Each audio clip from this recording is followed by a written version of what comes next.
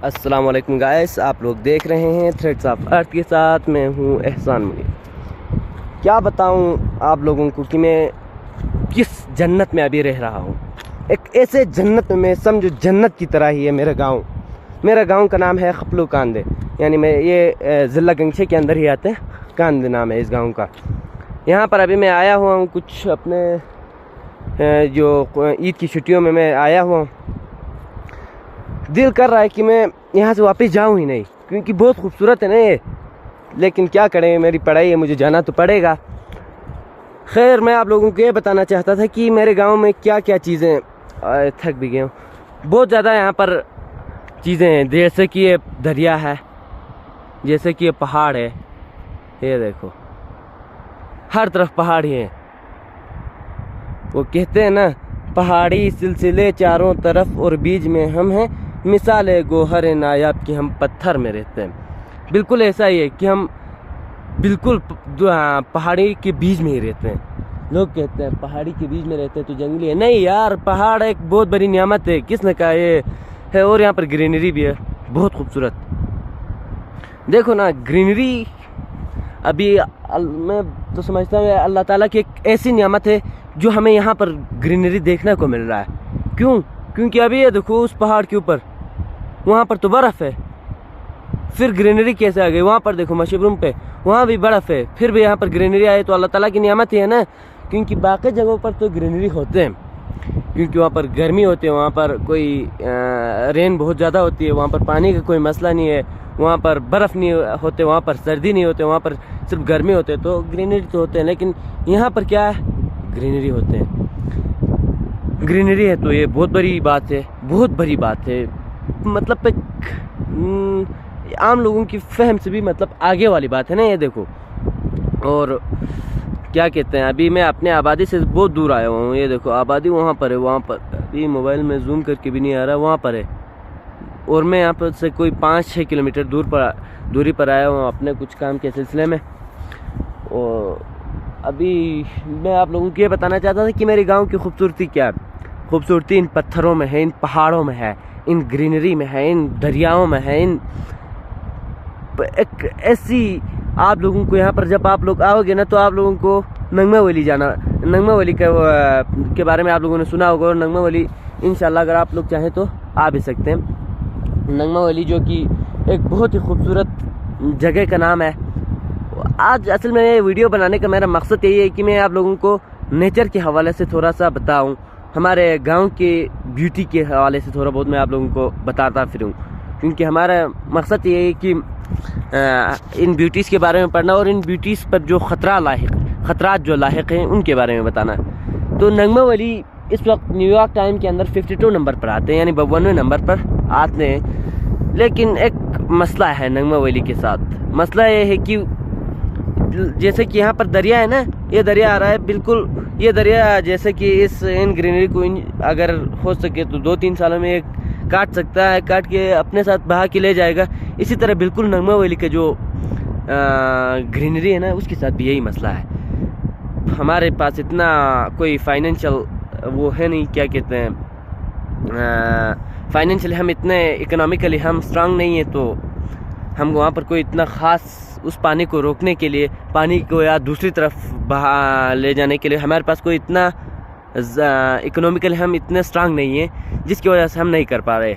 लेकिन हम कोशिश कर रहे हैं, फिर भी कोशिश फ़िलहाल तो नाकाम ही जा रही है। वहाँ से देखो ना, बिल्कुल ये जिस तरह ये पानी इसको काट कर ले जाएगा, इसी तरह नंगमा वैली की भी जो ग्रीनरी, पहले नंगमा वैली ना बहुत बड़ी थी, बहुत ही वसी थी, लेकिन अभी नहीं है ऐसा, क्योंकि पानी उसको बहा के ले जा रहा है। तो शायद हम ये कह सकते हैं कि अल्लाह ताला की एक बहुत बड़ी नियामत, बहुत ही बड़ी नियामत हमसे छीन रही है, हमसे छीनी जा रही है, और हम कुछ नहीं कर पा रहे। हालांकि चाहे तो हम वहाँ पर एक छोटा डैम कहते हैं या रक वो बना सकते हैं, लेकिन इतना हमारे पास पैसा नहीं है। तो खैर, लेकिन नंगमा वैली है तो बहुत ही खूबसूरत जगह। आप जब नंगमा वैली, हमारे गांव की जो आबादी है वहाँ से लगभग 5 घंटे की जब हम पैदल चलेंगे वहाँ पर मौजूद है। और नंगमा वैली के दरमियान में वहाँ पर हमें बहुत कुछ देखने को मिलते हैं, जैसे अभी तो ये तो बिल्कुल ही वो है ना, क्या कहते हैं, ओ मैं आप लोगों को अपने गांव की खूबसूरती की बारे में बताना भूल ही गया। जंगल, हमारे गांव में बहुत बड़ी जंगल है, बहुत बड़ी जंगल है, लेकिन वहाँ पर कोई वाइल्ड एनिमल नहीं रहते। जंगल तो बहुत ज़्यादा, वहाँ पर बहुत ज़्यादा लकड़ी है। वाइल्ड एनिमल में सिर्फ वो रहते हैं, क्या कहते हैं, आइबेक्स, उसके अलावा रहते हैं जो चीता, उसके अलावा चीता बस, और छोटे मोटे कुछ जानवर जैसे क्या कहते हैं, फ्या, उसको उर्दू में क्या कहते हैं वो तो मैं नहीं पता, बल्ती में फ्या ही कहते हैं। उसके अलावा और 2-3 जानवर रहते हैं जैसे कि ई वगैरह, जैसे कि हाँ वो लोमड़ी वगैरह, ऐसा कुछ रहते हैं। लेकिन वो नहीं इतनी जैसे शहरों की जो जंगल होते हैं वहाँ पर रहते हैं बहुत बड़े बड़े सांप, बहुत बड़े बड़े शेर, ऐसा तो नहीं है, लेकिन जंगल है और बहुत खूबसूरत है वो जंगल। आप उस जंगल में जब जाओगे ना तो मतलब अभी आपके सामने ही मैं बैठा हुआ, आपको नज़र नहीं आएगा, क्योंकि इतने ज़्यादा लकड़ी है, इतनी ज़्यादा वो है। अब ऐसे माहौल में जब हम रहेंगे तो ये तो ज़ाहिरी बात है, जन्नत ही जन्नत है ना, क्योंकि यहाँ पर कोई ऑक्सीजन का मसला नहीं है। ऐसे जगहों पर ना ऑक्सीजन का बिल्कुल ही मसला नहीं है, तो वहाँ पर बिल्कुल पॉल्यूशन फ्री।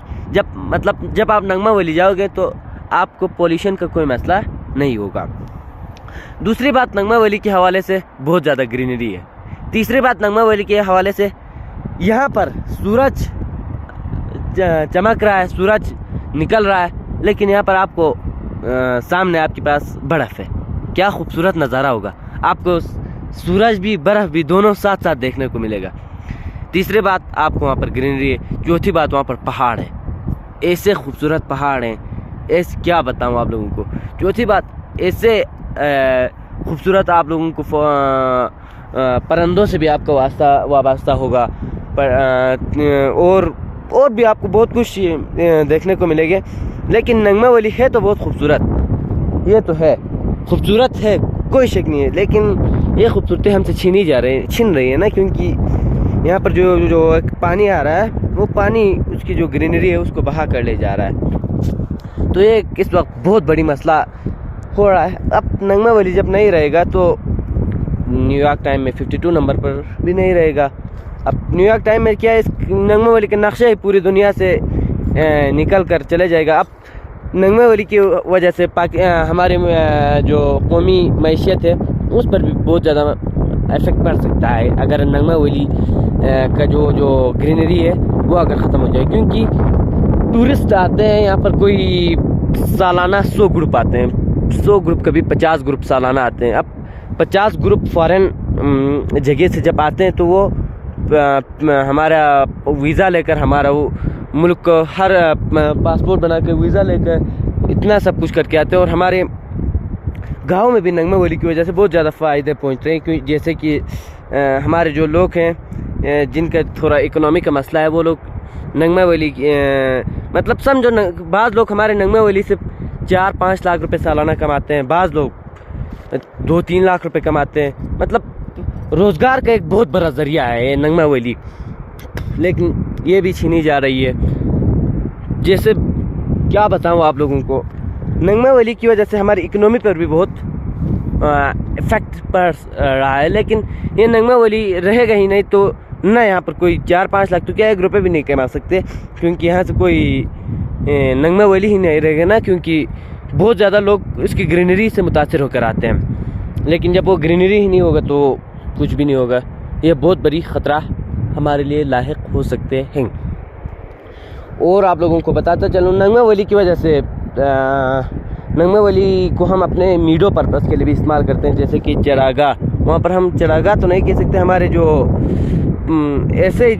ऐसे कुछ जानवर होते हैं ना जो दूध नहीं देते लेकिन वो होते तो हैं, ऐसे जानवरों को हम वहाँ पर भेज देते हैं। उसके अलावा वहाँ पर पहाड़ हैं, क्या खूबसूरत पहाड़ हैं वहाँ पर, हाय हाय हाय क्या बात है। अभी ये जो पहाड़ दिख रहा है ना, वो वहाँ जो पहाड़ है उसके नतीजे में तो कुछ भी नहीं है, उसके नज़दीक तो ये कोई पहाड़ है उसके नज़दीक, ये बिल्कुल ही छोटा है। वहाँ पर बहुत बड़ी बड़ी और ख़ूबसूरत पहाड़ हैं।